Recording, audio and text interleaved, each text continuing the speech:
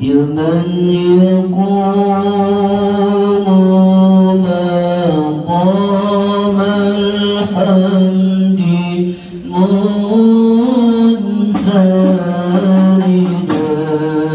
للواحد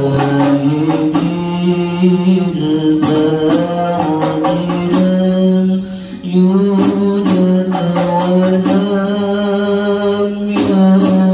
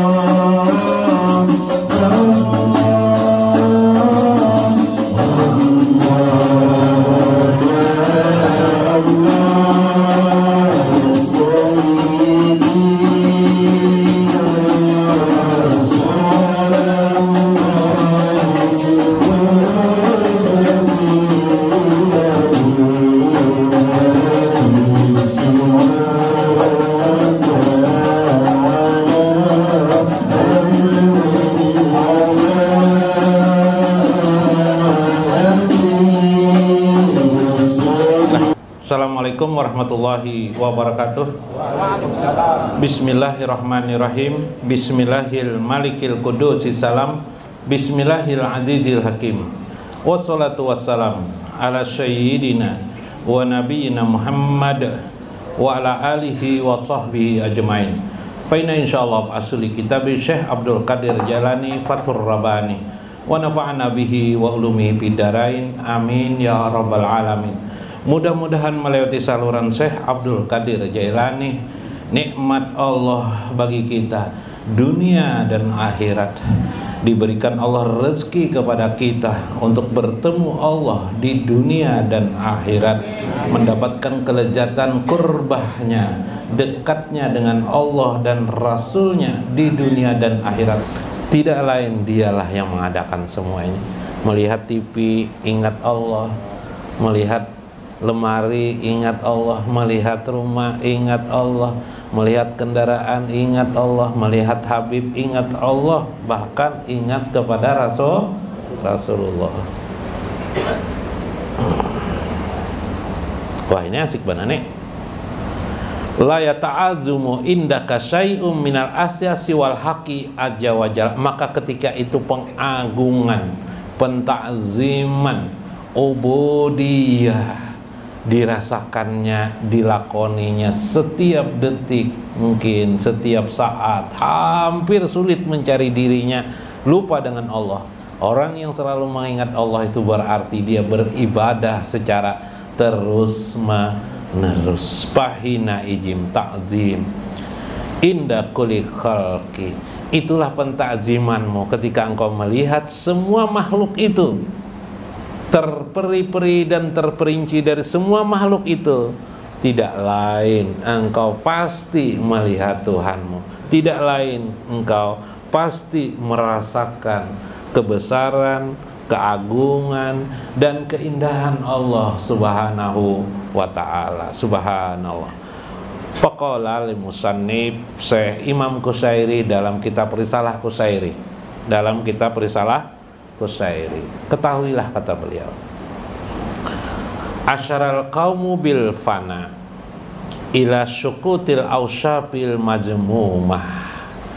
Maka orang-orang yang tadi hatinya hudur Allah di hatinya, tanpa sadar dia beradab terhadap Allah, dia mengolah dirinya untuk beradab kepada Allah, sehingga jiwanya jadi khusyuk. Tanpa dilajari orang, dirinya tertuntun untuk baik karena dia merasakan Allah terus-menerus ada di dalam jiwanya. Iyalah, otomatis beradab. Yuk, kasih minuman keras, kira-kira minum enggak dia? Enggak minum dia. Kenapa tidak minum? Otomatis takut dia kepada Allah karena hatinya hadir terus Allah. Ya.